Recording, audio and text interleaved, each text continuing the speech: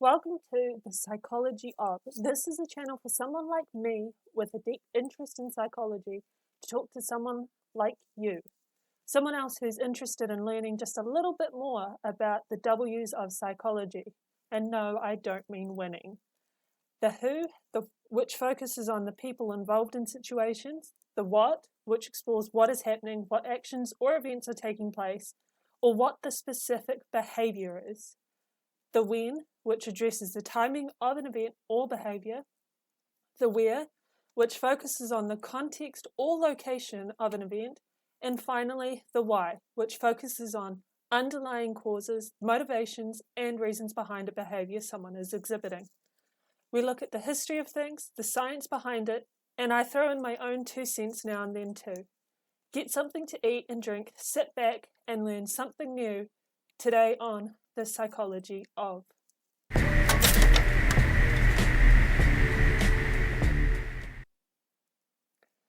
So to start off with, there's obviously going to be a rather large disclaimer and series of warnings for this video. I myself am not a licensed psychiatrist, psychologist, counselor, or mental health professional of any kind in any capacity. I'm merely just a psychology student with an interest in forensic psychology and everything that encompasses. Since we're talking about cults and the events surrounding them that are often grim, macabre, depressing, and that sort of thing, there are going to be words I simply cannot say due to the moderation on YouTube. I really would rather not have to censor myself, as it does feel like it's diminishing the impact of these events, but there's really no way around it. This video, and potentially my future videos, will be discussing things involving mass loss of lives, whether it be by self or others, although I will discuss how I don't think the events, like what happened at Jonestown, are what most now call a mass self-loss event. If any of that sort of thing is distressing to you or upsetting, this video will not be for you, and I respect that. Your mental health is important, and you need to consider that first before doing anything else. That said, I think that there is an inherent level of distress and upset that is valid and understandable when it comes to these sorts of discussions and videos. But I'll get into that later when I talk about the popular media's representation and discussion of these. There's also a need to mention that what defines a cult is often a contentious topic, with some people arguing that modern religion is a type of cult, and others arguing that it is only the extreme outliers that fit that cult label. According to the American Psychological Association, cults are defined as a religious or quasi-religious group characterized by unusual or atypical beliefs, seclusion from the outside world, and an authoritarian structure. Now, when we are talking about atypical beliefs, if we also look at the American Psychological Association's definition of this, we mean things that differ from what is accepted and relatively normal in terms of religious beliefs, e.g. Catholicism or Judaism, etc. Things that don't stray from what is socially acceptable. To continue on the APA's definition of what a cult is, they also add, cults tend to be highly cohesive, well-organized, secretive, and hostile to non-members. Merriam-Webster has many definitions for the word cult as well, with the first one being a religion regarded as unorthodox or spurious, which basically means something that isn't what it claims to be, something that is false or fake. Thank you, Oxford Languages, for that definition of spurious. Britannica defines cult as a small religious group that is not part of a larger and more accepted religion, and that has beliefs regarded by many people as extreme or dangerous. They also have an addition of a system of religious beliefs and rituals, as well as a situation in which people admire and care about something or someone very much or too much. So while these definitions all sound very similar in what they're saying, it comes down to when people think that a religion goes from being peaceful in their gatherings, beliefs, culture, down the path to being what we generally view as something bad, like becoming violent or dangerous to those that follow them. I don't think I can, give a definitive point in which I believe religions turn into cults, because I think it's just something that is hard to say for certain, because each one is different. Not every cult starts out with the same intentions, and not every cult starts out as some religious movement. And again, not every cult slides into groups that commit acts of violence towards society at large. We just tend to pay more attention to and notice those cults that do commit those things because they are shocking and horrifying and horrible. There's no doubt about that, but I digress. As I said, the difficulty in definition comes down to what people think, really. Some people see modern religion as a type of cult, while others don't. But we'll be focusing on the formal definitions of them. And we'll also see how, while some cults are violent towards the greater world, there are some that are just horrible to the people who are involved in them. So in these series of videos, the plan is to talk about a few different things. So in the first segment, we'll look at history of cults and the charged nature of the word cult. In the second segment, we'll look at individuals who may be susceptible to joining cults and what cult recruitment may look like, including things like Stockholm Syndrome / brainwashing. So, segment 1. I think we should start at the beginning, the history of cults, where the word came from and how our perception of them has changed over time through the pop media and news events that shocked the world. A book titled Cults in America, Discourse and Outcomes by Catherine Wessinger starts off by telling us where the word cult actually comes from. And of course, as most words we speak now, it has Latin origins. She tells us that cult is derived from the Latin cultus, referring to care, adoration, or worship. She goes on to tell us that the descriptive definition of cult, as utilized by religious studies scholars and anthropologists, refers to an organized system of worship focused on an adored object. The object of adoration is typically regarded as partaking of a sacred, unseen, and spiritual reality that is believed to have a powerful effect on human beings. Before modern history transformed the word cult into something now only associated with organizations that are to be feared, if not hated. But things weren't always that way. In ancient Greece, cults were just part of their daily life, a complete integration into their society and culture, much like how modern religion is a daily event for people who are devout. However, unlike now, the ancient Greeks were more comfortable in practicing a more polytheistic view, that being they worshipped and believed in more than one god. That view was practiced on a national level, as each deity had their own purpose, their own field as such, in which someone could worship. Soldiers going to war might pray to Athena in hopes that she will grant them strength in battle and help them survive it, while those fearing the sea might offer gifts to Poseidon in hopes he grants them a safe venture. If you have read the Odyssey by Homer, you will know the plethora of gods he mentions in the epic poem, each serving a purpose to help benefit Odysseus, or perhaps, in some instances, to punish him or other people for their missteps. Cults were a major part of Greek religious practice, and a majority of them were recognized by the population, which is the complete opposite of what we view as cults now. However, there were also a branch of cults that were known as mystery cults. Britannica describes them as always being secret cults into which a person had to be initiated. The initiate was called a mystes, the introducing person a mystagogos, who was usually the leader of the mystes. They go on to continue. The leaders of the cults include the hierophantes, which they tell us, or the translation means, the revealer of holy things, and the daduchos, which translates to torchbearer.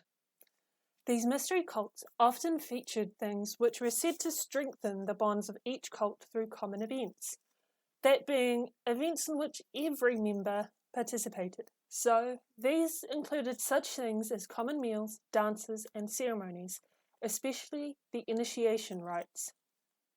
Some of these mystery cults were respected in the sense that they attracted a great deal of positive attention, such as the mystery that honoured Kabiri, who were gods of fertility on the island of Samothrace. These gods were thought to be helpers for seafarers, and so an initiation into their mystery was seen as a general safeguard against all misfortune that one may face, but particularly against shipwrecks. However, things weren't always so merry. There was one notable instance in which a mystery was essentially outlawed. A bacchanalia, which was a festivity and celebration of the god Dionysus, was so scandalous and outrageous to the Romans in around 186 BCE that the Senate prohibited them throughout Italy except in a few special cases. The Emperor Trajan gave a reason to the writer and statesman Pliny the Younger for his treatment of the Christians. Any cult in which men and women, bond and free, could participate and meet together, a most unusual circumstance in the ancient world, had dangerous implications. Is it possible that this is perhaps the same reason for which the Bacchic cults was quashed? And perhaps there is some thread with which that idea of freedom and participation together could be seen as dangerous, still be applicable to modern times, or even some instances in certain modern cults. Britannica tells us that these mysteries were often celebrated in lower middle class circles and often involved gross intimacy parties and violence that was conducted under the cover of secrecy provided by the mystery. Like how we believe some modern cults to be, in particular a rather large one that is still ongoing, who I would rather not mention by name, the candidates in all the mystery religions swore an oath of secrecy. Britannica gives us an example of the Isis mystery, with their oaths being preserved in papyrus. What we have heard from such modern cults, such as the big unmentioned one, also has similarities to this Isis mystery, which required candidates to perform a confession of their sins, although in the modern cult it is called an auditing. They, the initiates, sometimes told at great length the story of their faults and failures of their life up to the point of their baptism. These confessional ceremonies would be listened on by the community of already initiated devotees. As in modern Christianity, the purpose of the baptism is to wash away the sins of your past as you accept a new, better life, because you are now enrolling yourself in the service of the Saviour God. However, unlike modern religion, these mystery initiation ceremonies often mimed death and resurrection or rebirth. Sometimes the candidates were symbolically drowned or decapitated. Then, their baptism was usually a rather dramatic affair. Britannica details an instance in which self-tortures were used during the ceremony, where they were then dipped into water before burning when drawn out of the water, which would be contrary to what the observers were expecting. They also mentioned that there are 2 known cases in which a priest speaking from the statue of the god they worship, where they ordered an all too ready and eager woman to come to the temple and be the god's concubine, in which the role of the god would be enacted by the priest. How many times have we heard of such things happening in modern cults, where the leader would engage in intimate acts with either willing or unwilling participants? But this is all well and good. When did things start to shift? Well, as time progressed and recognizable religions like we see now, such as Protestant, Christianity, Judaism, Catholicism, etc., started to make appearances throughout the world, they didn't start out with the respect we have towards them today. In some sense, if we compare it to how we view new emerging religious groups now, they, in their origins, were often seen as a radical religious movement. There was a shift from polytheism that the Greeks, then the Romans, were known for, to a more monotheistic view, that being the belief in only one God, in a single God or divine being. Financial difficulties have always been a prevalent thing in society, and those living under the rule of the Roman Empire were no exception to this. Although we often hear about the glory brought on by the rule of the Romans, the strict hierarchical system set by Augustus meant that there was poverty and intense levels of inequality due to this system. thus bringing in the appeal for what Christianity was about. It became something for those in the lower classes to look forward to, not only because there was a promise of potential liberation from the afflictions that they may encounter, but also because in the Christian community there was total equality, regardless of what one's social class or gender may be. Why? Due to something we have already encountered in the mysteries, baptism. The promise of baptism to cleanse away one's sins and detractions before being reborn as someone free from those things would be highly tempting for people that are struggling, and to receive total acceptance afterwards. Conversion would be an easy decision to make.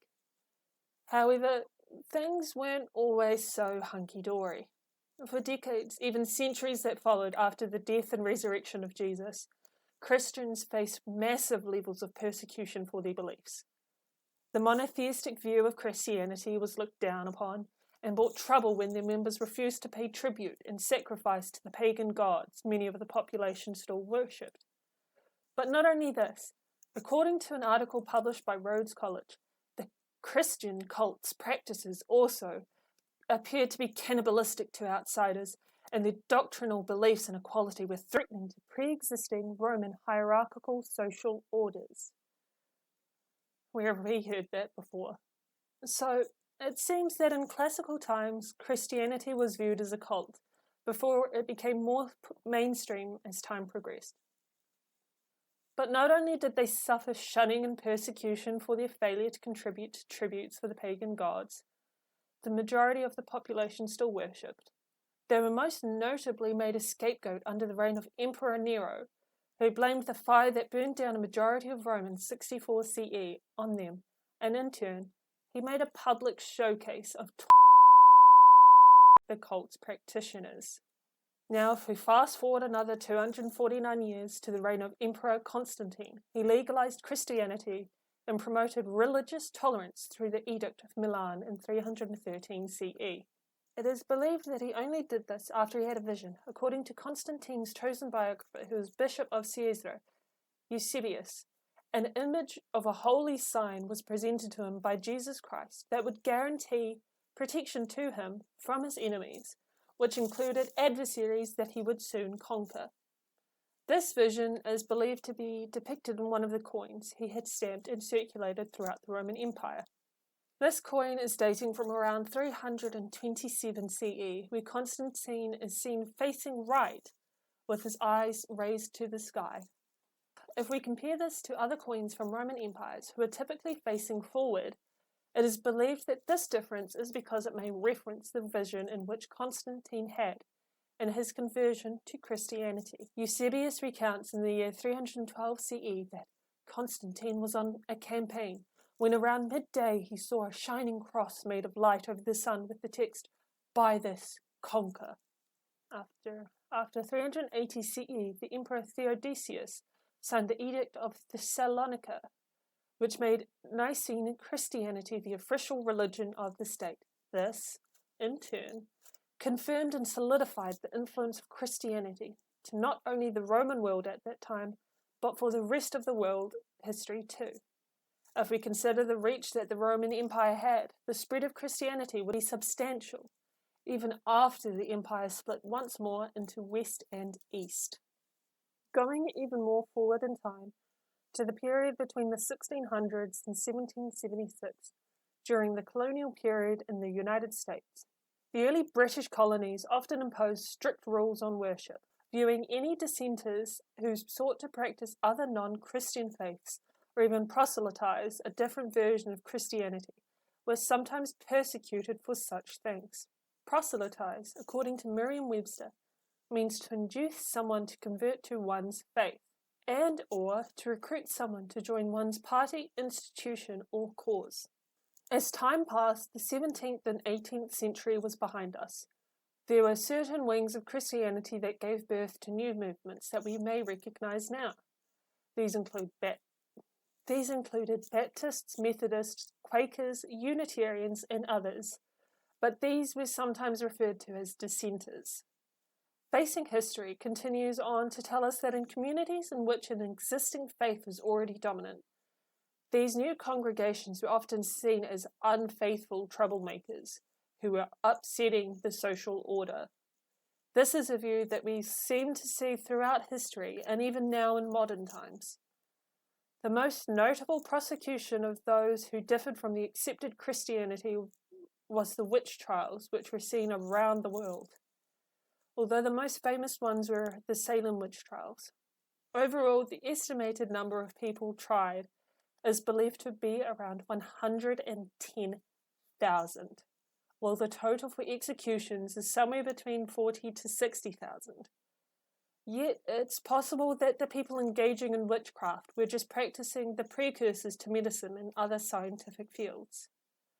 However, established clergy discouraged such explorations that the natural philosophers engaged in. Facing History goes on to tell us that, with the exception of Rhode Island, who generally had a more accepting view of religions that were unconventional, the New England colonists had a government who assumed that if citizens were to stray from the conventional religious order and customs, they were going to be a threat to the civil order that had been established, and in turn should be punished for their non-conformity. Is it appropriate to compare this to some areas that we see now? Or even compare it to the view that the Romans had to the Bacchic cults in classical history? But why is there such levels of religious intolerance and sometimes even prejudice? Well, there are many factors that play into this. We, as humans, are highly complicated creatures at times. Our brain is constantly processing and wading through mass amounts of information and stimuli, and we all have a base instinct that drives us when we feel threatened, whether it be perceived or otherwise. In an interview written by the American Psychological Association with Wade Rowett, who is a PhD in psychology of religion, he touches on briefly why there might be reasons for religious intolerance. Wade tells us that fear, religious intolerance, and prejudice likely byproducts of how human brains process perceived threats, subsequent emotional reactions, worldview events, and self-regulation ability. He goes on to give us an example of this. Human minds very quickly categorize individuals into social groups, some of which evoke unjustified fears or disgust reactions. Both religion and prejudice can increase security and comfort in a natural and social world full of imagined or real threats and dangers. So from that, can you see how, at least in times before we had a better understanding of the world around us and the differences each culture brings to us and helps add some more meaning to our world, that to the colonists at least, that any difference in their perceived norm of their religion would be seen as a threat to who they are as people? Although it is often taken to an extreme extent in an attempt to maintain order and safety that they believe these strict religious beliefs help uphold. Facing History gives an example of what some of the civil governments in those strict religious colonies would do to those who differed from their norm, or even criticisms towards those religions would be dealt with cruelly. One of the examples includes the whipping of Baptists or even cropping the ears of Quakers for their determined efforts to proselytize. However, the official persecution is said to have reached its peak towards the middle of the 17th century, when Massachusetts Bay's Puritan magistrates hung 4 Quaker missionaries. Well, back then, they didn't have such easy access to media distribution that we see now, as in we can look up articles on Google, the news on the television or newspapers, send it on and receive it, or scroll through our socials and see things. They still had ways of spreading the news that was happening through word of mouth or through written print. And you're probably wondering where I'm going with this, but Wade tells us, in answer to a question from the APA, that widely distributed media reports can make infrequent extreme crimes seem more common than they are. Broadcasting crimes on air, in print, and online makes them appear to the human mind to be more frequent than they actually are, and this can affect our attitudes. It is entirely possible that this is the same effect that was happening back then. They did not have as much knowledge as we do today, in terms of having the ability to rationally process differences as something that isn't necessarily threatening. So to them, When someone comes in that goes against pre-established ideas of what is acceptable and tolerated, it is seen as threatening. Then these perceptions of threat are spread from one person to the next until that belief is now widely accepted as being X person coming and telling us that their Y is something that we should consider. But it is a direct threat on our belief of Z. Therefore, all people coming in telling us Y is bad. All those people are bad. Going even further in time towards the end of the 19th century, Joshua Patterson on History Today tells us that the American newspapers started using the word cult to refer to small religious movements outside the Christian mainstream. We've seen the transformation of this word throughout history, and while it wasn't necessarily used explicitly previously, the attitude that we harbour now towards groups we view as cults was ever prevalent. Not to mention that the sensationalism we see now in modern media was just as bad back then. In the late 1980s, under what would become to be known as yellow journalism. Britannica describes yellow journalism as the use of lurid features and sensationalized news in newspaper publishing to attract readers and increase circulation. This sensationalism drew on already prevalent ideas of anti-establishment religions by painting these groups as cults and an attack on what America had made itself known to be. Anything that was anti-American was a threat, something that we still see even now. History Today goes on to tell us that the real and imagined intimate practices of cults attracted attention, marking their members as depraved. With its history of Asian immigration and religious diversity, California became especially associated with cult activity. Megan Goodwin, also on an article by History Today, discusses how the history of America seemed to affect cults before the latter could actually start to have an impact on the former. She makes note of how the white Christian foundation of America is what helps to determine which groups get called and thus treated as cults. We have seen this throughout history as well. When a pre-established religion is starting to be threatened, the threat is frowned upon and often shunned and treated reprehensibly. However, things became a more trying time at the heart of the 1960s counterculture movement, which started to spark anxieties about shifting demographics and national values. This was a rather wide, sweeping movement that rejected what was typically accepted and believed to be the nation's already pre-established values. When we think of this time period, we think of hippies and that sort of thing. So people who are a part of this counterculture movement are typically associated with advocating such things as peace, love, social justice, and revolution against what they believe to be negative established ideals.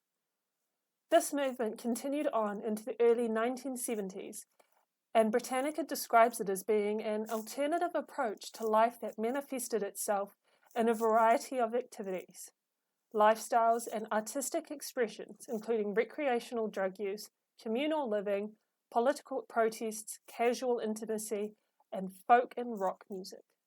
These movements gave rise to cults we may recognize today, although now they don't exist. But the Manson family was around during this time period, as well as the People's Temple, the Rajneesh movement, and the Children of God. How did this transform into the fear of cults and the widely known satanic panic? Easily.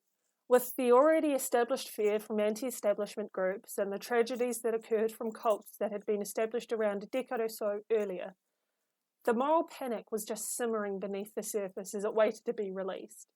This panic spread as easily as the flu at a daycare centre, through word of mouth, and the feeding frenzy was fueled by popular media. This fear, this satanic panic, fed into our collective fears about the direction in which society was going, as well as cultural influences, the media, organised religious groups, and many other things. However, while movies, fictional literature, and music helped create this atmosphere of things and the motif of Satanism, it wouldn't be as cemented in our minds as it became when the 1969 Manson family tragedies happened. How Stuff Works gives the Manson family tragedies as an example of when an early provocation of the satanic motive reached mainstream media, only to be further fueled by the serial killings done by Richard Ramirez, who was convicted in 1989. This idea, this imaginative haunting thing that had plagued the minds of many people had become a reality now. It had come to the forefront of our minds, on our newspapers, on our TV screens, and thus it fueled that flame of fear. Towards the end of the 1970s, a trending topic was on the forefront of the American media: child abuse, which was only fueled by reports of kidnapping, child unaliving, and child abuse material, outraged and sickened the public. Although the outrage was well justified, any crime targeted towards children would always be a source of anger, and the tragic events that transpired in Jonestown did little to assuage this. That event only further blurred the lines between what we had once thought were merely fictional horror stories and events that were starting to happen around us. By the late 1980s, the media segments and articles, news clippings, and word-of-mouth tales of ritual satanic abuse sent out one very clear message to the populace.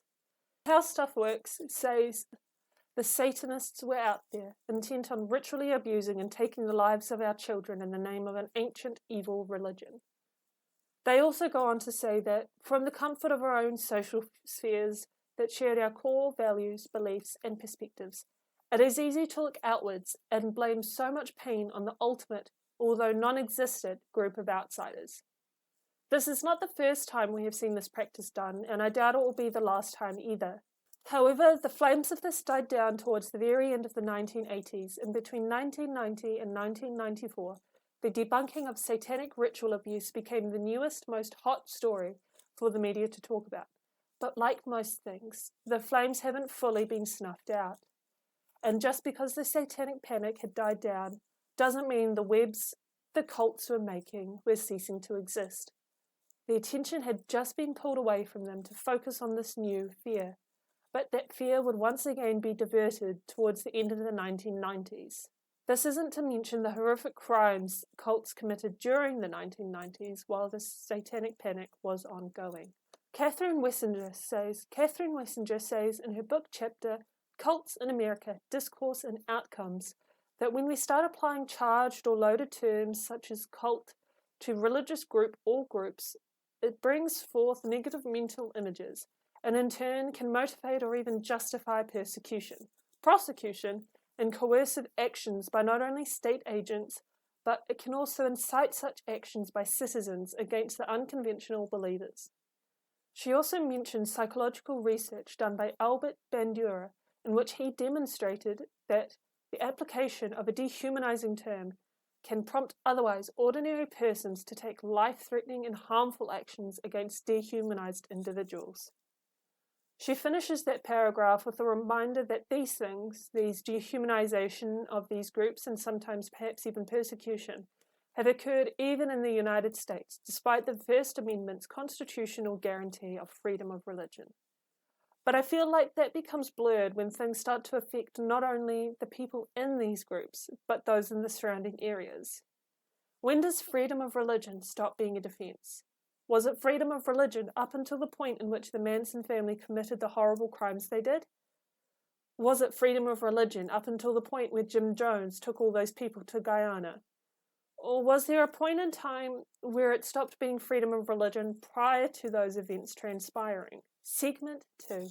In this second segment, we will look at what psychology has to say about the individuals who join cults, be it past psychology or modern psychological perspectives, or a combination of both, as well as why they may join. There is likely going to be some discrepancies between the two, as with the increase in people becoming more interested in the field of psychology, there will be more research done and updating made to those previous discussions. Although this is not always possible to do ethically, thanks to standards which prevent malevolent studies being done. I think we can all think of a few psychological studies in which they were very malevolent in their research methods. And trust me, there's been many malevolent psychological studies done that don't make it to mainstream media. The Stanford prison experiment is just the tip of the iceberg, really. But thanks to those highly unethical studies, there are now protections in place to, hopefully, prevent that sort of thing from happening again. But those protections and ethics concerns are discussions for another video. In regard to the mindsets of individuals who join cults, it is a difficult and often sensitive subject to discuss. If we look at the interactions or comments left by people on social media, you likely have seen people saying that, or have even said or thought such things yourself, such as, "Oh, I could never fall for that," Or that's so silly, I'd never admit to joining a cult, or something along the same line. I personally don't know if they're just saying that because it's on social media and there's a certain level of anonymity to it, or if they're saying it because they think it'll make them look good, or if they genuinely believe that. And I guess they simply will never know. But that doesn't take away from the rather naive, or perhaps even insensitive nature to those comments, because the thing is, everyone is susceptible to being pulled into a cult. There are likely very few people who are, without a doubt, 100% immune to being dragged into a cult. And no, you can't count those who go on to create cults as someone who is immune to being pulled into one. Creators and devotees are one and the same, just on opposite ends of the spectrum. The general idea of who are most susceptible to cults are generally believed to be people who have low self-esteem, are disconnected from family, friends, and society. Not necessarily antisocial in the psychological term, but more so someone who struggles with their mental health and is often feeling left out from groups, whether it be from their work colleagues or classes at high school or university. And even from their family, whether it be because of abuse they suffered or just a general disconnect they are feeling. The National Library of Medicine describes in an abstract from an article titled Factors Related to Susceptibility and Recruitment by Cults, published in 1993 by J.M. Curtis, that these variables, and which influence individuals' susceptibility to recruitment by cults, include generalized ego weakness and emotional vulnerability, propensities toward dissociative states, tenuous, deteriorated, or non-existent family relations and support systems, inadequate means of dealing with exigencies of survival, history of severe child abuse or neglect, exposure to idiosyncratic or eccentric family patterns, proclivities toward or abuse of controlled substances, unimaginable and debilitating situational stress and crises, intolerable socio-economic conditions. These all sound rather severe, don't they? But I think most people, now I'm not saying every single person, has experienced at least one of these on some occasion to a certain extent. Of course, there will be people who might not have ever experienced one of these to any level, and it's good that they haven't. But does that mean those people aren't susceptible to joining cults? No, not necessarily. The list given to us by J.M. Curtis is more there to help alert people such as healthcare providers, teachers or professors, and clergy for people already involved in organised religion, as well as family and friends, to notice signs in people that may be particularly vulnerable to being recruited by cults. This isn't to say that people experiencing those things are without a doubt going to join a cult, but it is opening up an explanation of the kind of people who are typically believed to be more susceptible to joining cults. Now, I have just listed off 9 things that are generally believed to be reasons why someone may be vulnerable to join a cult. And it's easy to brush it off as being something that doesn't affect you. You might not have experienced any of those things in your past, but it doesn't mean you might not experience them in the future. Whether it be financial uncertainty or a disconnect from family, which may be because you lose a loved one. These are things that can affect us at any moment in time, whether we like it or not. When we do lose a loved one, or when we break up with or are broken up with by a partner or a significant other, there is a deep feeling of devastation, of grief, heartache, loss, however you view it. And that is such a deeply vulnerable moment for us.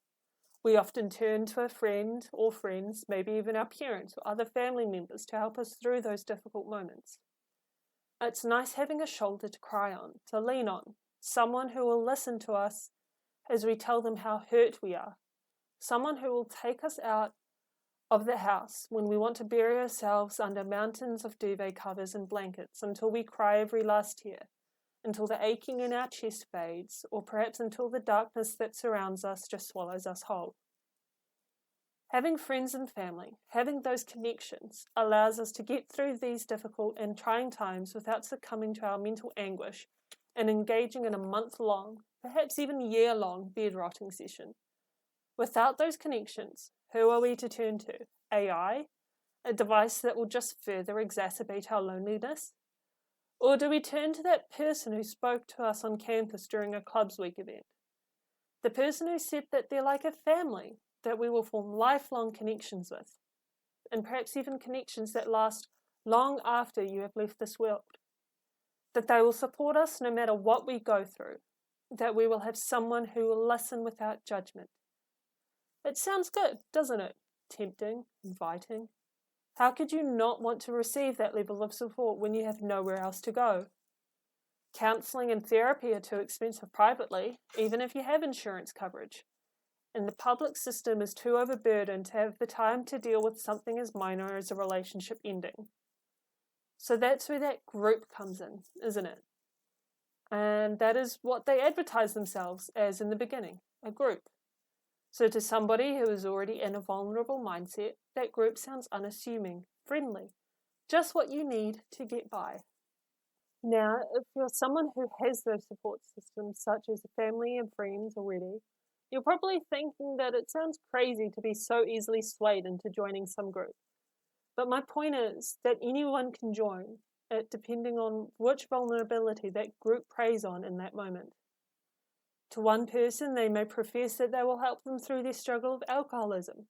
To another, they might say they will help them deal with their grief. Their decision changes depending on what you say. However, not all cults recruit in person at college or university events. For example, sometimes they may use social media, which is literally in all of our hands at any given time of day. How easy is it for us to just scroll through social media, whether it be shorts on YouTube, reels on Instagram, or the quick, snappy, attention-grabbing videos on TikTok and Facebook? It's so easy to get lost in time and spend hours scrolling mindlessly through dozens upon dozens of videos, and all it takes is one to capture our attention and make us curious about what they're talking about or doing. So that readily available stream of information, interactions on videos, opens us all up to a certain extent to being recruited by cults. How else do you think they draw people in? Money, food, promises of complete spiritual and mental healing, or something I already mentioned above, help getting through addiction. Or maybe it's something more simple, an offer to go to a nearby cafe to have some coffee and a bite to eat, while talking about menial things. Imagine the latter sounds rather tempting if you're a broke uni student, or even just someone struggling financially. Who wouldn't want to get a free drink and some food? You always hear people saying, I'll never say no to free pizza. It's as simple as that. However, in saying that, accepting an offer for free food doesn't necessarily mean you'll be pulled into a cult right away, or even mean that person who invited you is associated with one. Sometimes an offer for free food is just that, free food. It becomes a problem when that person or persons pressures you into accepting that offer and makes you feel guilty for turning them down. Now, someone with a strong disposition may have it in them to turn them down without feeling any guilt about doing so, or they may even accept that offer just to take advantage of the free food offer. But someone who is already experiencing some vulnerability, regardless of what that vulnerability may be, could find it difficult to turn such an offer down, as they may be wanting the company that the free food provides. If we take a look at what Curtis listed as the 9th vulnerability to cults, that being intolerable socioeconomic conditions, we can see how that is becoming even more relevant in present times. After the pandemic, in which the world saw an unprecedented spread of a devastating virus, many economies struggled to bounce back. And while most did and were doing well, the cost of living in the past 2 to 3 years has increased exponentially. You have likely already noticed where you live the cost of staple items like milk and bread have increased. Even items required for us to sustain a nutritious diet, such as fruits and vegetables, are also incredibly expensive. There are people now experiencing financial difficulties who perhaps 5 to 10 years ago never thought they would. With job cuts affecting mass amounts of the population in the United States, the loss of income and pay to those affected areas means there's a decrease in money being returned to that economy, which in turn means that those companies affected, in turn, have to increase their prices to offset the losses, cut staff from their workforce, or both. People who usually wouldn't have needed to access food banks are now doing so. Feeding America estimates that more than 50 million people turned to the food bank system in 2023. This includes things like SNAP, Supplemental Nutrition Assistance Program, food banks, food pantries, and other private organisations that provide food. Now, while 50 million people out of an estimated population of 334.9 million people doesn't sound like much in 2023, it is still a substantial number. 50 million too many. Comparatively, in New Zealand, the New Zealand Food Network, NZFN, found in a survey of registered food hubs that, since the pandemic, there has been a 165% increase in the number of people receiving food support than they were in 2020. Over 500,000 people are now being supported by the Food Network hubs each month, but the need is ever growing. If we look at the increase, that's 1,868,291 more people being supported. In NZ, the population as of 2024 is 5.338 million people. Over a quarter of the population needs food assistance. When struggles like that arise through no fault of our own, you can maybe start to see how the offers for a free meal from that kind stranger wanting to talk about their group's beliefs would be difficult for someone to turn down. Your neighbour who's 2 kids and barely scraping by might see that warm and all too generous offer for food to feed the family from the man who is part of a friendly, welcoming group that is always looking for new members would be difficult to turn down too. Free food and more support, who wouldn't want that? Now, back to the science. There's a term in psychology called bounded rationality, which was coined by a man called Herbert A. Simon, which is the decision-making process in which we, as humans, would rather make a decision that immediately satisfies us, rather than using up further cognitive effort to make the best possible decision that we can make. An example that is relevant to what we're discussing would be if you are hungry and there's someone standing outside the local mall offering a free pizza coupon in exchange for your contact details. You don't think to ask what they will use your contact details for, what their organisation might be. You just think, sweet, I get a free pizza, which satisfies your immediate need for something to eat, without taking the time or perhaps making a more rational decision. It is also impacted by our limited knowledge, time limits, and cognitive capacity, or cognitive load, which all fuel our ability to make a decision. If you're wondering what cognitive load means, according to the APA, it is the relative demand imposed by a particular task in terms of mental resources required, also called mental load, mental workload. So, while the information may still be relatively logical to us, considering the information that we have immediately available, that being that the stranger is offering us a free pizza coupon, we are not accessing all the information available to us. That would be our ability to get our phone out to Google who this person's group is, what they do, whether they are good or whether there is something fishy about them, because simply, in that moment of hunger, that is too much brain work when all we really want to focus on is getting that free pizza in our stomach as quickly as possible. Jonica V. Carlton Best wrote in her thesis at Columbus State University that when they, humans, use this bounded rationality, they are known to make hasty and irrational decisions, but to them the decision seems rational. Which does sound like something I've described above, doesn't it? And there have probably been moments in your life where you have chosen to do something because it's quick and easy, instead of perhaps taking a moment or two to really decide whether or not it is the most rational and best thing to do. So, can you see how someone who is hungry or perhaps even struggling financially might just want to do the quickest thing possible in order to get that free pizza voucher? There doesn't have to be any other factors at play. They could be perfectly mentally healthy, have good familial connections, and still, in a moment of hunger or tight funds, hand over their contact information quickly in order to get that voucher, thus making an irrational decision to someone observing from the outside. But to the person themselves, it's a perfectly rational thing to do. However, after saying all of that, you don't have to be someone that is what you picture as struggling. You don't have to be unkempt or poor or down on your luck to be pulled into cults. You can be an upstanding member of society. I have no doubt that some or many of you can picture celebrities that have joined cults and are either still involved with them or have escaped them and now spend their time sharing warnings and grim stories about what they experienced.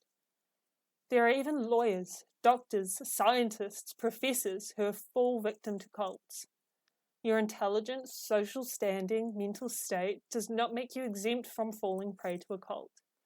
Like I said above, a rough day is all it could take for you to say yes to that free meal while they talk to you about their group and their group's belief systems. So in saying all that, how do we know what warning signs to look out for in cult recruitment? Well, the University of Auckland, here in New Zealand, has a page on their student support section that discusses what an aggressive group may look like. They also acknowledge that, for new students or any student in general, that the increased academic and financial pressures they face may make them vulnerable to certain groups that do recruit aggressively. But do make note of the use of it being called an aggressive group, rather than using charged language such as cult. But back to the matter at hand, they list off 3 main things to look out for. Number 1, isolation. Groups will isolate students from their family and friends in order to ultimately increase the students' dependence on the group. Think, does this group demand that your family and friends cannot help with your spiritual exploration? Does the group have strong negative opinions about people who hold a particular identity? Does the group encourage you to put their meetings above all other commitments? 2. Aggression. Groups will use aggressive and deceptive tactics to encourage member participation. Think, do you feel guilty for saying no to them? Do you feel pressure to change who you are to fit into the group? Do they offer instant friendship? 3. All-knowing. Groups may often claim to have all the answers to your problems and a we know best mentality. Think, does this group claim to possess the truth exclusively? Does the group seem too perfect? Do all members agree and accept orders cheerfully? While these 3 sound simple on the surface, it is what makes it more accessible for people to understand just what signs to look out for.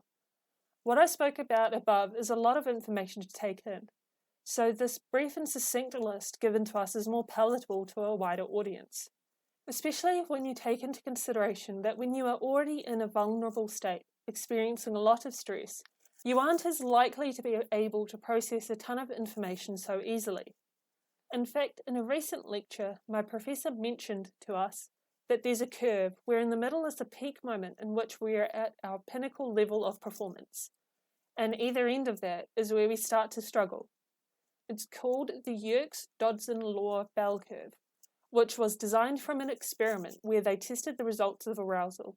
In this case, arousal means stress or anxiety, on mice to see which level increases their performance or decreases it. So either if we are experiencing too much stress or too little, it will have an effect on our ability to perform well at what we are trying to do. So if you think about a student who is already maybe experiencing the stress that comes from perhaps moving away from home for the first time, they're not going to be so likely to be able to think rationally and process the information they're given, unless it is in this clear and concise manner. A student experiencing a low level of arousal may be more inclined to join one of these groups because they're looking for something to give them a drive, while conversely, a student experiencing a high level of arousal may be more susceptible to it because they're unable to think things through clearly.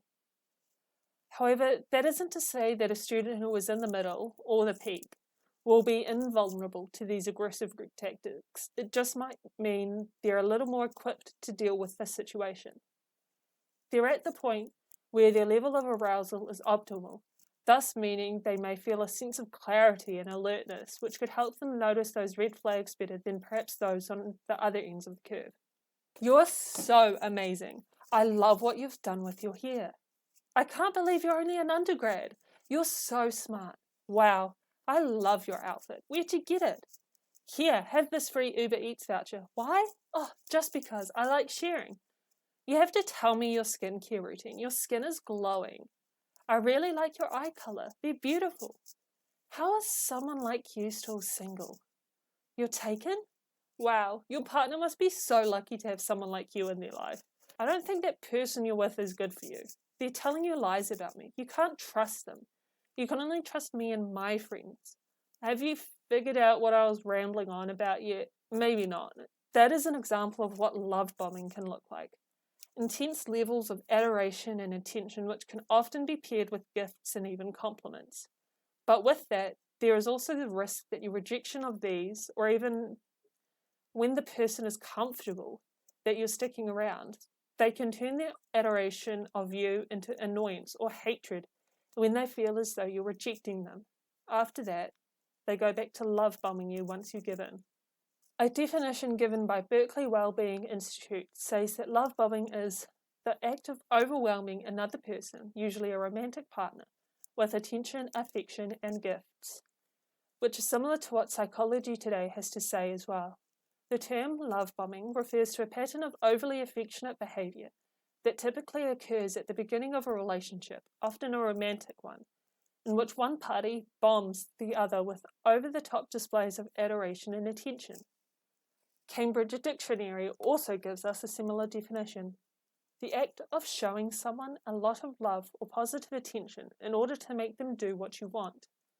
With the adage, love bombing is a type of emotional abuse, some religious cults practice love bombing, smothering potential recruits in false affection. However, it is important to note that sometimes people are just really friendly and like giving gifts, without it being classified as love bombing.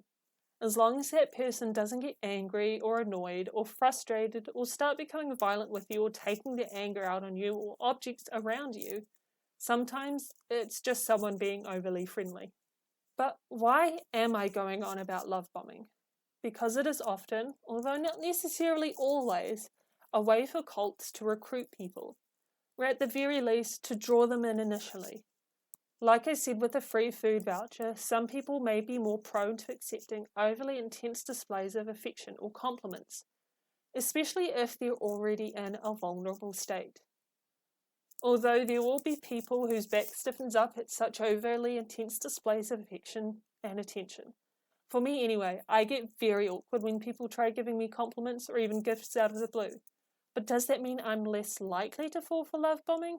No, because I've experienced it, and I know that I'm not immune to it, so to speak. But why is love bombing so dangerous in the beginning of someone being recruited? To put it simply, it's because it is so easy to get swept up in the niceties of the experience. An article written by Charlie Huntington, MA and PhD candidate, and reviewed by Chiki Davis, MA, PhD, says, as humans, we can fall in love pretty hard, and we flock to romantic films because there is something compelling and pleasurable about seeing such intense displays of affection. Now, I'm not trying to say that these things can be interpreted as romantic advances, but I'm saying that it may be easy to lower your guard when receiving those advances. Sure, there are probably instances in which someone is love bombing you or trying to get to know you under the guise of wanting to date you, only to then use that close connection as a way to recruit you into the cult or aggressive group they are part of. Charlie Huntington goes on to say that love bombing is different to a whirlwind romance, and that it is manipulative, calculated. It has the purpose, whether the love bomber is conscious of it or not, of getting the recipient of all that love hooked on it. To reiterate something I touched on very briefly in my rambling at the start of this segment, love bombing is just the base in which the love bomber will continue to build upon, so to speak. Once you have gotten used to all these nice things, the gifts, the compliments, the closeness with the person, this is when the interactions are set to change. It's almost like an emotional version of whiplash, although sometimes things become physical too. The actions leading up to this change in behaviour is just there to lull you into a false sense of security, to make you get used to the coercive actions the love bomber is directing towards you. Charlie gives a couple of examples of what this transformation into abusive behaviour could be. This could look like an abusive, controlling romantic partner asking his partner to cancel plans to go out with her friends. Doesn't she want to have another awesome night out with him? Or it could look like a teenage girl experiencing homelessness, being asked, just this once, of course, so he can keep taking good care of her, to sleep with the friend of her new, much older boyfriend. If we think of what this may look like for someone being brought into a cult, it could be engaging in intimacy with the cult leader just to prove your devotion to not only your partner, but to the group you have been so graciously invited and accepted into. Or it could be handing over some, if not all, of your paycheck to start making up for the generosity you have been receiving. But they will often throw back their generosity in your face, reminding you of all the nice things that they have done for you, so that you feel guilty if you refuse to do what they want. Then, once you have done whatever they have asked of you, they may resume love bombing you again. Perhaps we can go back to a psychological term I brought up earlier too, that being bounded rationality. We see the information that we are immediately presented with, that being the gifts and nice compliments, etc., and think, okay, this is very nice, I like this. Because generally I think most people aren't super skeptical of someone giving them things or doling out compliments, so why would they think that there was anything untoward happening? Although in saying that, if it were something that was happening on the street and they were handing out things, there would be a larger number of people who would just walk by. I mean, we've all done it. We've walked past those people handing out the Uber Eats vouchers or pamphlets for some random thing we didn't really pay attention to. So the area in which this love bombing happens is important too. At least that is what I believe. If it is in a setting that is out in the open, it is much easier to just walk away from the conversation, unless, of course, you feel like that is a rude thing to do no matter what is occurring.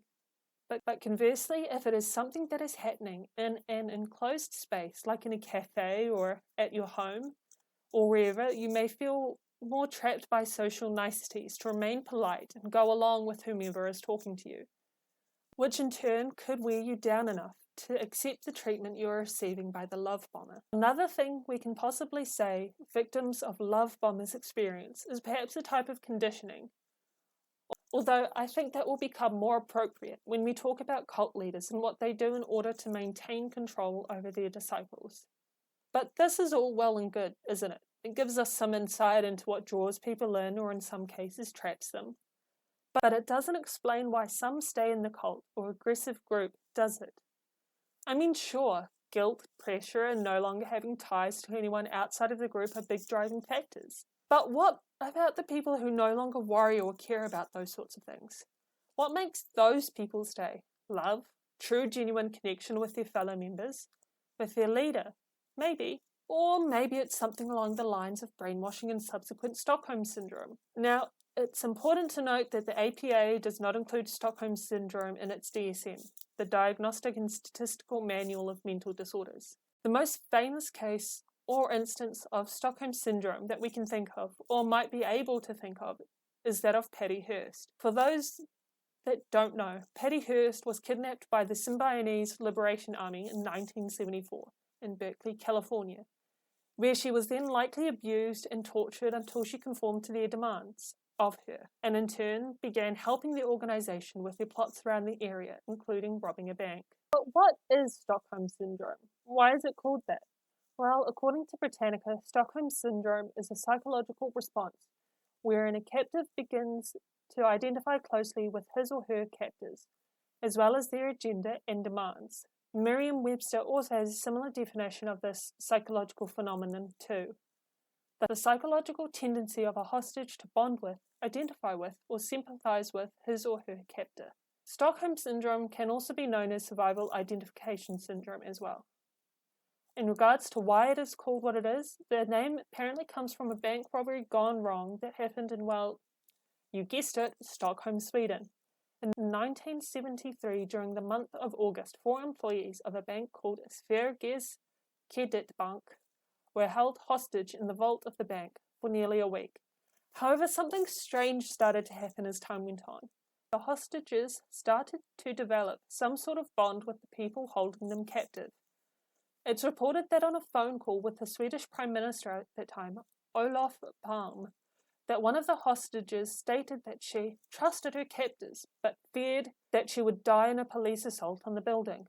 But how does all of this fit in with cults? Well, if we look at the root of it, our need to survive, we've all heard of the 4 survival responses to a threat: fight, flight, freeze, or feign.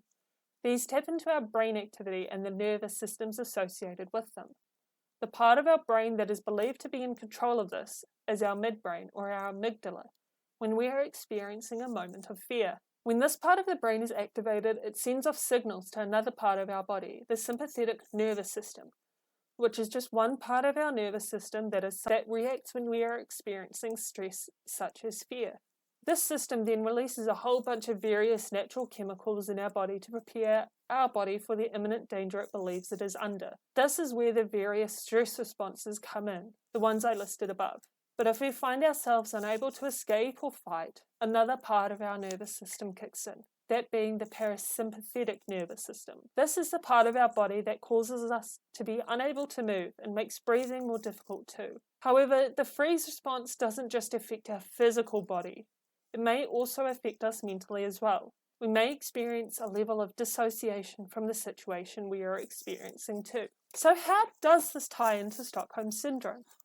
Taking a look at the feign response, where people may feel the need to try and convince whoever is the threat to leave them alone, thus potentially putting the other person's need ahead of their own.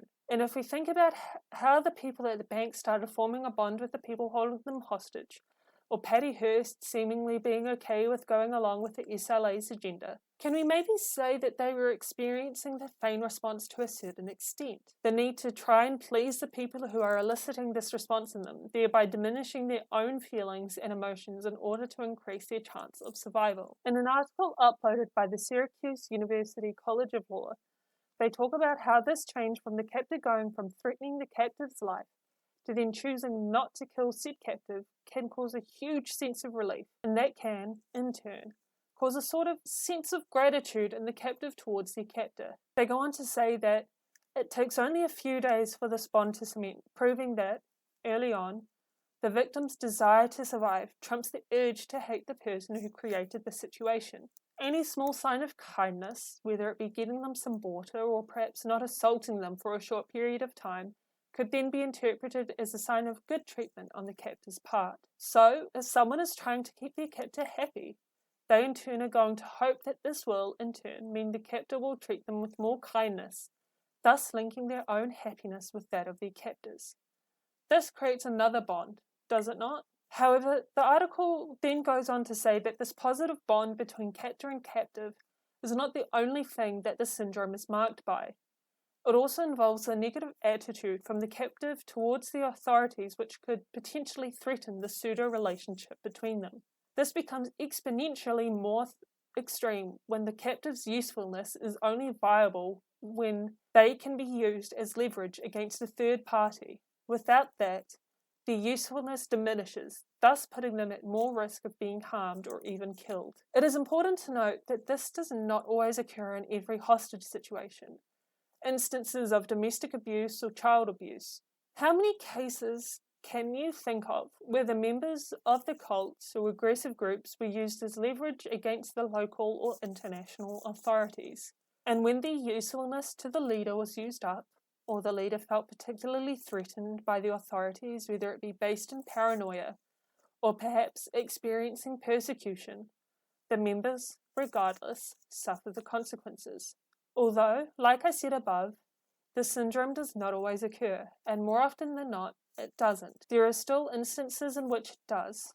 It is most commonly seen from victims of abuse. You hear about people who don't want to press charges against the person who had been abusing them, because their abuser has gotten better recently. They're not so bad, I just made them mad. Can we see this sort of thinking in members that are part of these cults, where they didn't want to say anything bad about their leader because they're not always so cruel or violent? We can perhaps infer that some of the members of the People's Temple experienced this to a certain extent. While they went into the group in the beginning willingly, the further along the timeline progressed and the more unstable Jim Jones became, the harder it was for them to leave too. Might even be a level of the sunk cost fallacy at play here as well, which paired with the possibility of Stockholm Syndrome would make quite the nasty little cocktail of psychological torture. Sunk cost fallacy is a type of cognitive bias in psychology wherein the person feels as though they can no longer back out of a relationship, task, decision, etc., because they have already invested so much time into whatever it is that they are doing. They do this even if it is no longer a logical thing to pursue or invest in, nor is it beneficial to them any longer. So if we think about the people who joined up to the People's Temple, who were initially there for the community that churches provide, as Jones's mental state started to deteriorate, They may have thought that they've already spent so much time as part of this community that there really is no point in leaving, even if perhaps it might be the better option to do. This paired with when he started getting his followers to drink Flavor Aid as little tests to see if they were truly loyal to him, would be one of the factors needed in order for the process of Stockholm Syndrome to begin. The test, as the name implies, was just that, a test.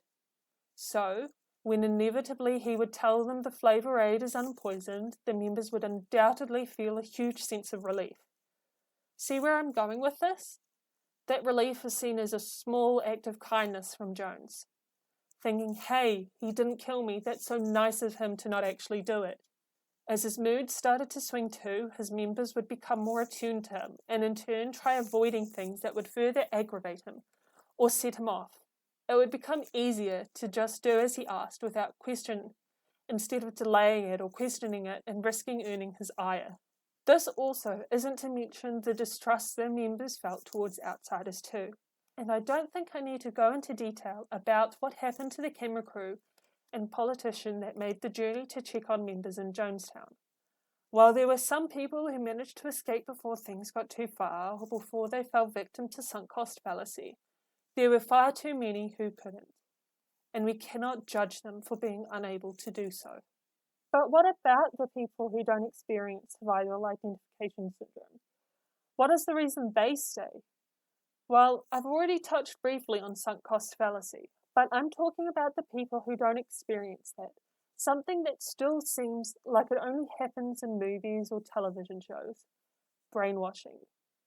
Britannica describes brainwashing as being the systematic effort to persuade non-believers to accept a certain allegiance, command, or doctrine, and, a colloquial term, it is more generally applied to any technique designed to manipulate human thought or action against the desire, will, or knowledge of the individual. The APA defines it as a broad class of intense and often coercive tactics intended to produce profound changes in attitudes, beliefs, and emotions. Targets of such tactics have typically been prisoners of war and members of religious cults. On page 1 of a document released by the CIA, they have a quote by Jules Roman, Verdun, A.A. Knopf, 1939, page 156, which I think is apt. We know now that men can be made to do exactly anything.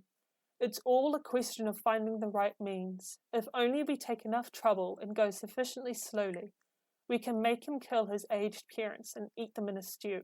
While at this stage I'm not sure of any cults that engaged in such severe acts of cannibalism, I think we are all aware of cults that have had members coerced into killing members of the public.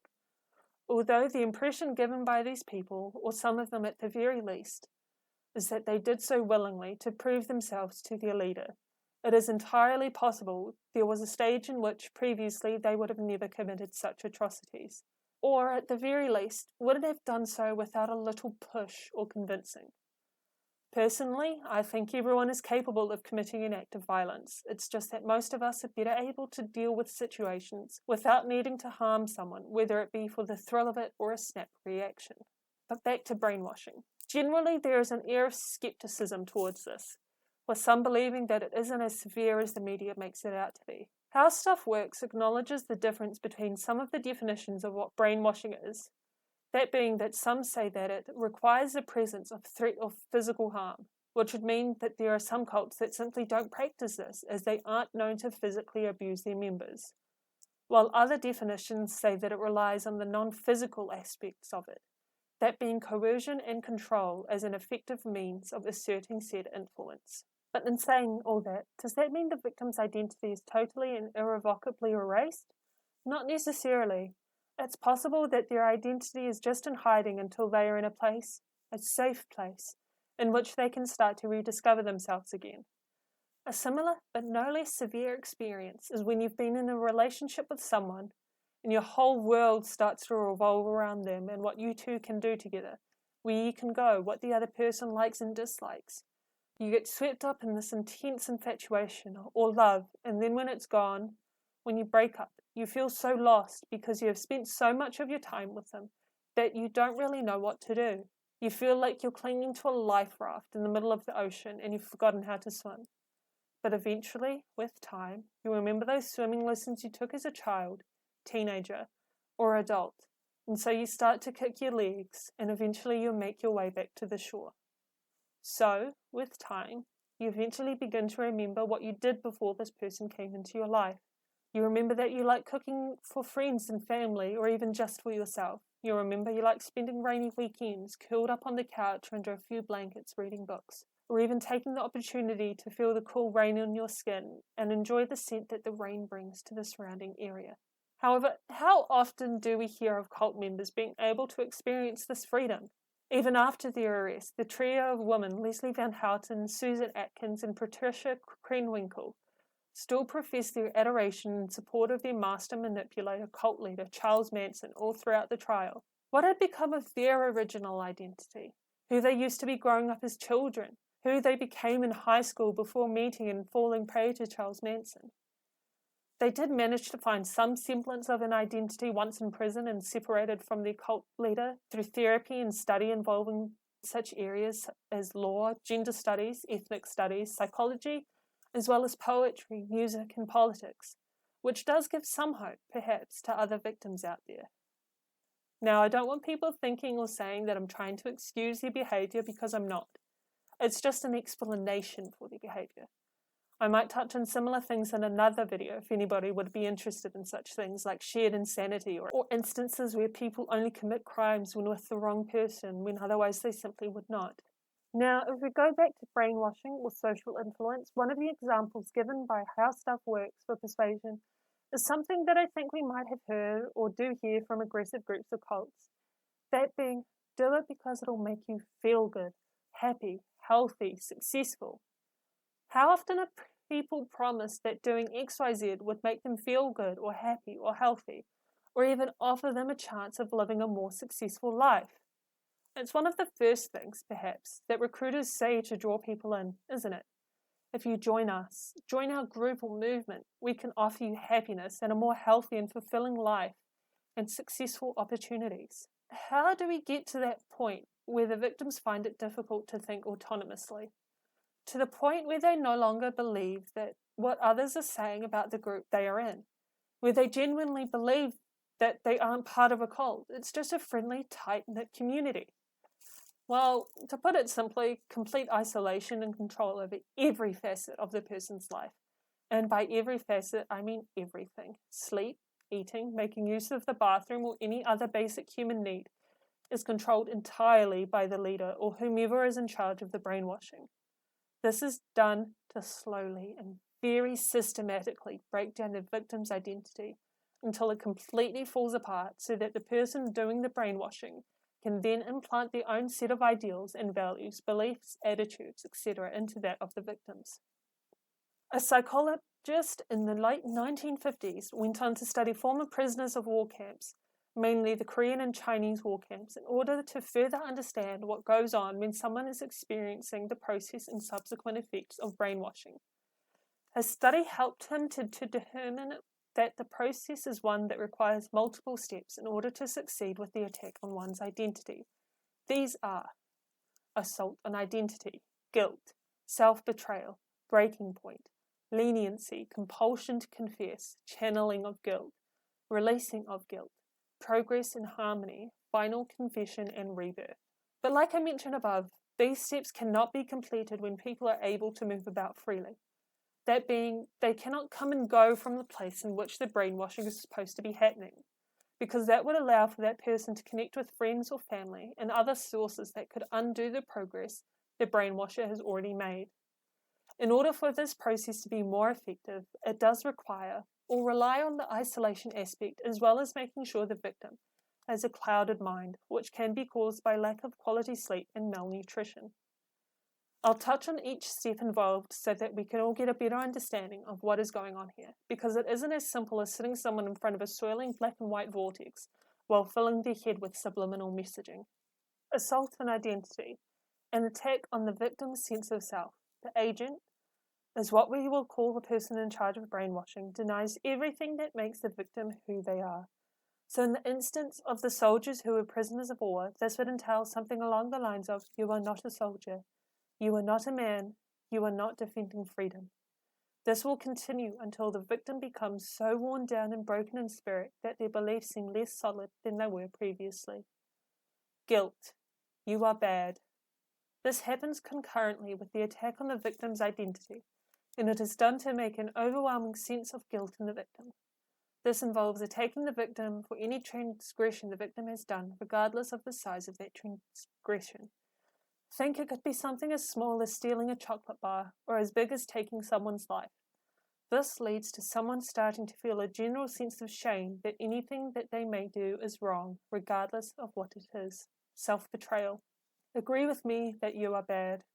The agent forces the victim, with either the threat of physical violence or ongoing psychological attacks, to denounce their connections, like their family, friends, and peers who share the same wrong beliefs that they hold. This step further increases the levels of shame and loss of identity that the victim is already experiencing, because now they have lost their own beliefs and the loyalty they once had to external connections. Breaking point. Who am I? Where am I? And what am I supposed to do? All the above steps are severely damaging, and it's entirely possible that the victim may undergo a nervous breakdown, which can include a rather large collection of symptoms that link to psychological distress or disturbances. It's also possible that the victim may have lost their grip on reality, furthering that feeling of being completely lost and alone. At this point, it is easy for the agent to set up something tempting for the victim, something that will draw them in and tempt them to convert to another belief system that could save the victim from their created misery. This all leads into a stage to where the brainwasher is able to present the victims with a possible path to salvation, or even relief from the suffering that had been imposed upon them systematically. What does this mean? Well, it means that there is now a sense of hope, independence that the victim may experience, leading them to think that if they do what the agent wants, they will be able to feel relieved and safe once more. Here we can start to see something similar to what is believed to happen to create survival identification syndrome, going from threatening the victim's life and being cruel to suddenly offering some leniency that is likely to be gratefully accepted, or maybe some would be more tentative in their acceptance of such thing. Leniency. The brainwasher may offer the victim a drink of water, or even take some time to ask the victim about what they miss about home. This may seem as a huge act of kindness to someone who has been experiencing an endless onslaught of psychological abuse, which in turn could blow the sense of relief and gratitude that is completely disproportionate to the offering. Compulsion to confess. This is the first time, perhaps, that the victim is experiencing a contrast between the guilt and pain they experienced while having an attack on their identity, to the sudden sense of relief due to the leniency. This is where the brainwasher may present an opportunity in which the victim could confess something as a way to relieve some of the guilt they are experiencing, which could help or make the victim feel as though they are reciprocating the kindness they have just received. Channeling of guilt. At this point in time, the victim has no real sense of anything, no understanding of what they are feeling guilty for. They just know that they have done something that is wrong. This gives the brainwasher the chance to fill in the gaps and tell the victim what they should be feeling guilty for. The guilt gets attached to the victim's original belief systems, and that is that belief system that is the source of their shame. This in turn creates a contrast between their original identity and beliefs in which they experience psychological and perhaps even physical abuse, and that of the new belief system, which offers them the chance to escape the pain and guilt of their previous belief system. Releasing guilt. This is where the victim may experience a sense of relief upon learning there is a way to escape the sense of wrongness by escaping the wrong belief system. But all they have to do is denounce the people and institutions that are associated with said belief system. Then they won't experience that pain any longer.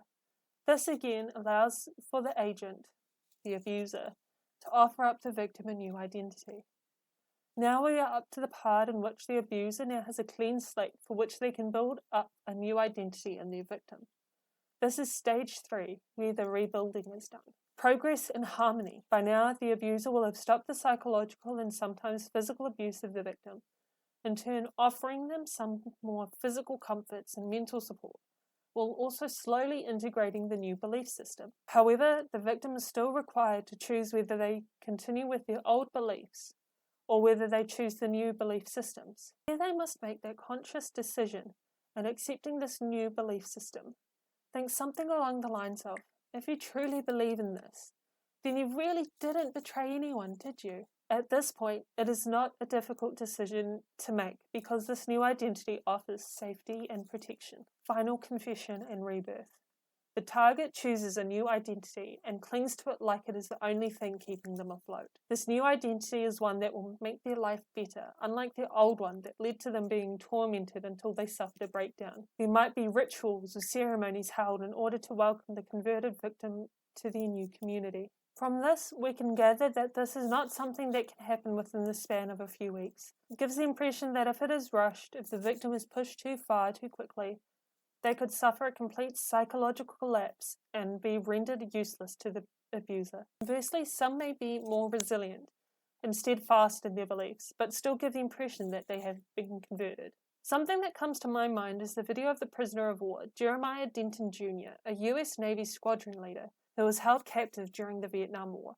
He blinked out a single word in Morse code, torture, while being interviewed as part of a propaganda film that was released by the North Vietnamese government. Now, I'm not saying he was brainwashed or anything like that. It's more so an example of how resilient some people can be.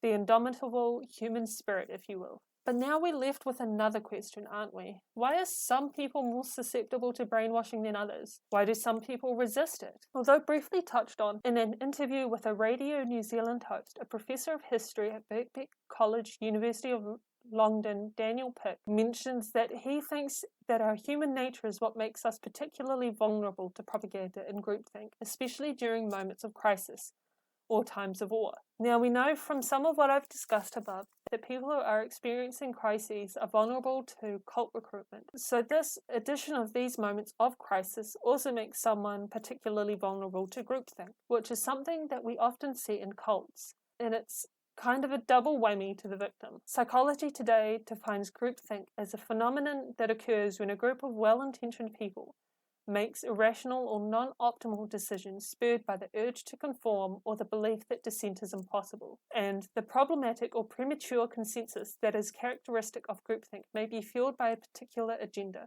or it may be due to group members valuing harmony and coherence above critical thought.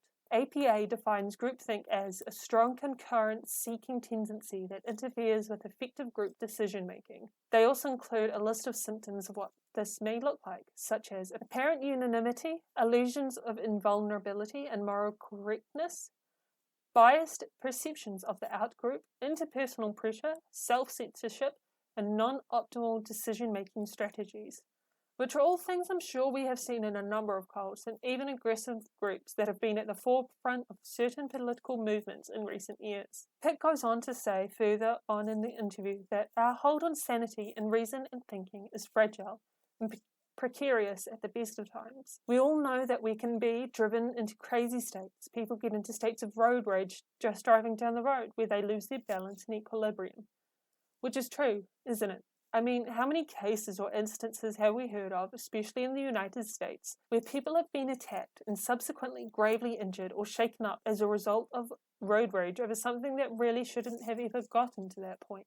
Pick then continues, if you put people in terrifying conditions, if you torture people physically or mentally, if you give them no access to other information and so on, damage is done. We're all, people are resilient to varying degrees in these situations, and of course, you can have whole communities that are held captive. In instances where there are entire communities that are held captive by either one person or one person in a group of that person's avid supporters, it would be very difficult for any one person or people to be able to try and maintain their individuality without risking being found out.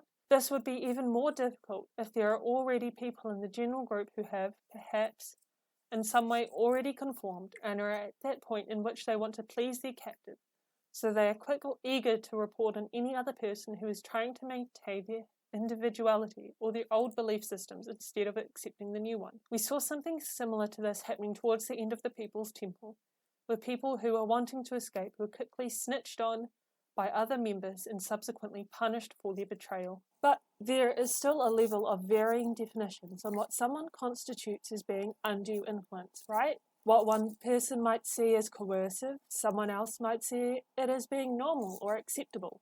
That's where something like this framework, known as the influence continuum of due influence, ethical, to undue influence, unethical, comes in. This was spelled out more clearly by the United Nations Universal Declaration of Human Rights. In an article published on the Psychiatric Times written by Stephen Hassan, PhD, Thomas G. Guthile, MD, and Mansi J. Shah, MA, they summarize what the continuum is about, how on the ethical side of it, informed consent is a pivotal part. This is where people need accurate information about who is trying to recruit them, the ideology they follow, and what would happen to them, the person being recruited, if they say yes. This side of the continuum means that the ethical and healthy influences recognize that each person is unique and should be treated as such. Here is where the assumption is made that every individual should enjoy free will, critical thinking, conscience, creativity, humor, and love, which is all spelled out on the diagram I showed previously. This diagram has themes that are then evaluated by using something called the BITE model, which was created by or derived from work of psychiatrists Robert J. Lifton, MD, and Louis Joylon West, MD, and two psychologists, Edgar Schein, PhD, and Margaret Singer, PhD, who were involved in researching the effects of communist brainwashing. This model is a more simplified and concrete way to help people, such as yourself, and other healthcare practitioners to better understand the complexity around cults and other forms of mind control or thought reform behaviors. This, however, leads to another psychological effect that isn't as well known as many of the other pop psychology terms that have spread like wildfire through the internet: cognitive dissonance. Merriam-Webster defines cognitive dissonance as being a psychological conflict resulting from incongruous beliefs and attitudes held simultaneously, while the APA defines it as being an unpleasant psychological state resulting from inconsistency between two or more elements in a cognitive system. It is presumed to involve a state of heightened arousal and to have characteristics similar to psychological drives, e.g. hunger. Thus, cognitive dissonance creates a motivational drive in an individual to reduce the dissonance. So, when we're talking about it in relation to cults, we need to look at the work done by Leon Festinger, who made this theory around cognitive dissonance. While he was researching this cult, there was an incident in which the leader of the cult said that a spacecraft was due to arrive on a certain mountain, and when the spacecraft did not arrive, people didn't leave the group. Instead, these people's beliefs became concrete, which Festinger found interesting. He subsequently proposed that we, as humans, really dislike any conflict and prefer to have consistency or harmony so that our thoughts, feelings, and behaviors are aligned. So, when we get individuals who engage in certain public behaviors that are contradictory to their private beliefs, they will, in turn, often change their beliefs to be in line with their behavior, which, if you're following where this is going, you can see how this leads to influences like cult leaders doing things in an attempt to get others or their followers to act in certain ways so that, in turn, their thoughts will change to be in line with that too. Where does this tie into the BITE model? Well, there's three components: behavior, thought, and emotion, with the addition of information becoming the fourth component of BITE. It's proposed that these four components constitute the four aspects that we see in mind control. It is reported that since the late 1980s, tens of thousands of individuals have found that the BITE model has actually helped them to identify their own involvement in a destructive cult, which in turn enables them to be able to exit and reclaim their own original identity and power. But it isn't only cults that this tool has helped people with.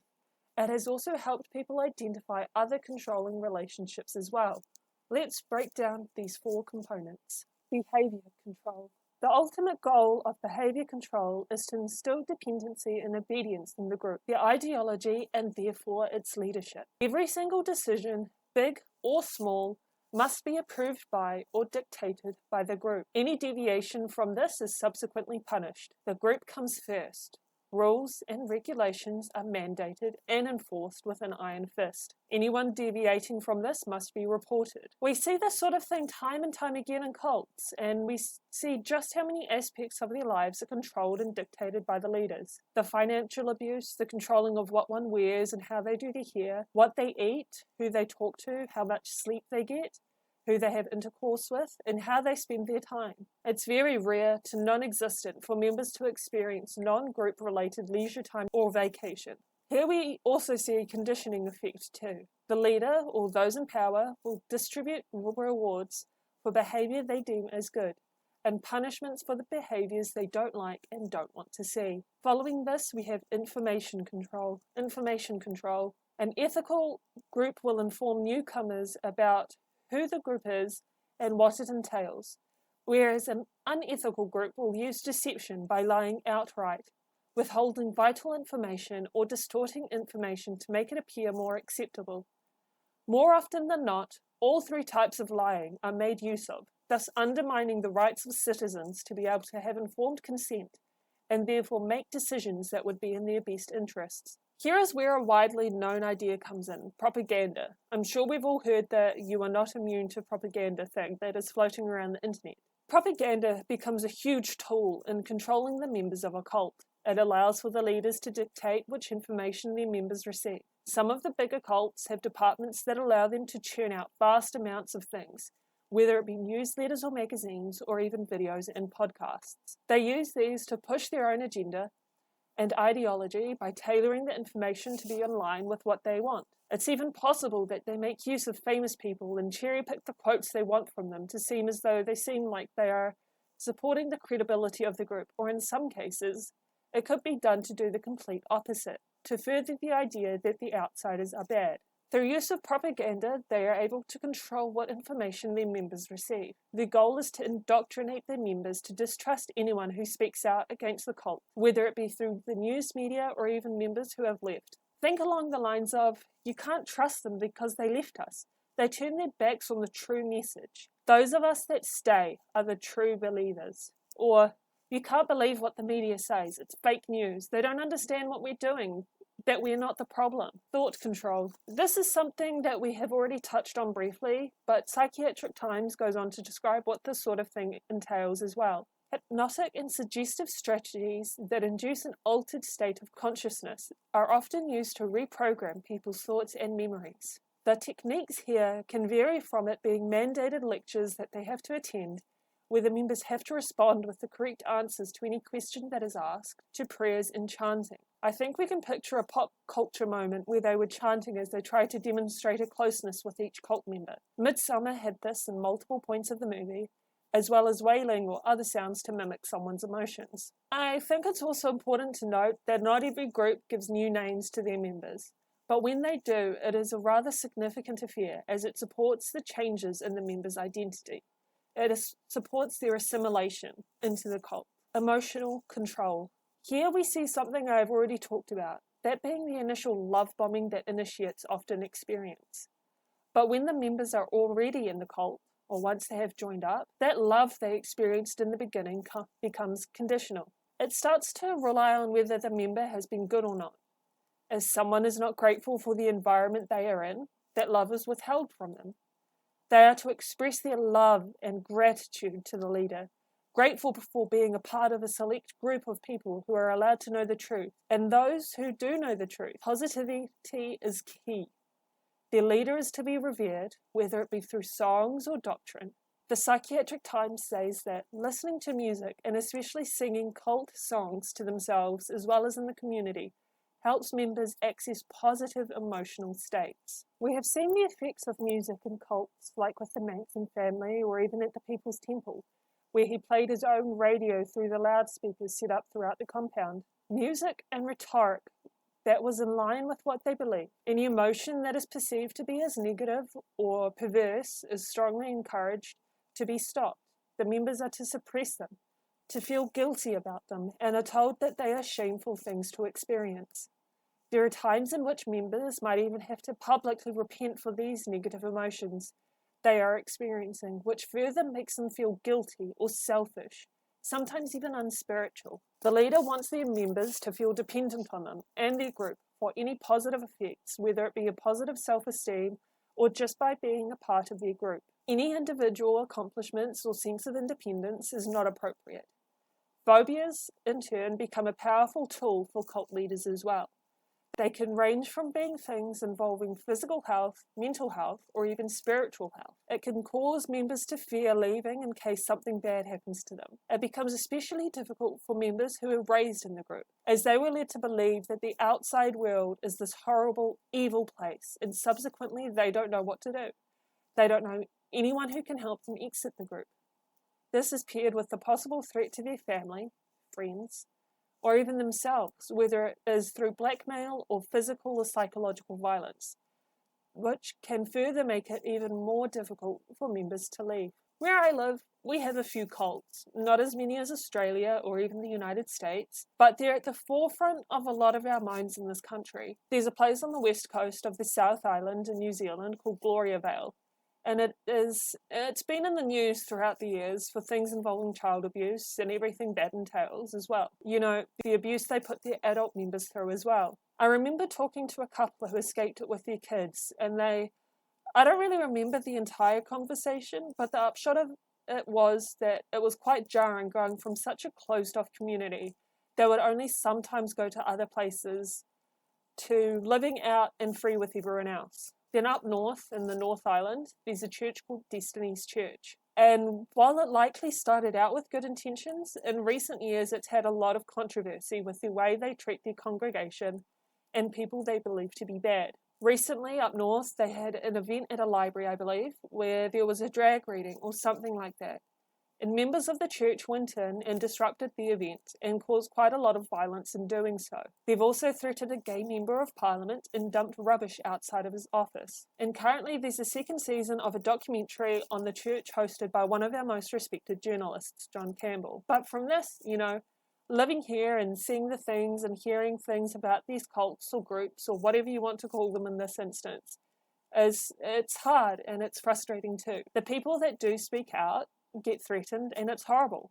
But it is in line with what I've discussed above too, isn't it? Threaten those who leave, threaten those who think about leaving, just make it miserable for you to do anything other than comply, conform, and submit. But where does that leave us? We've talked about the history of cults and what draws people in and makes them stay, but I feel like we're leaving out something rather important: the leader. How come some people make absolutely fantastic cult leaders, while others just sort of flounder and eventually things fizzle out? Is it purely just charisma, or is it something else? And that's how we get into my next segment. However, I'll be leaving that for the next video. This one is already incredibly long, and I've still got quite a bit of research to do. So thank you for watching. If you want to see more of this sort of thing, please like and subscribe, and have a good day.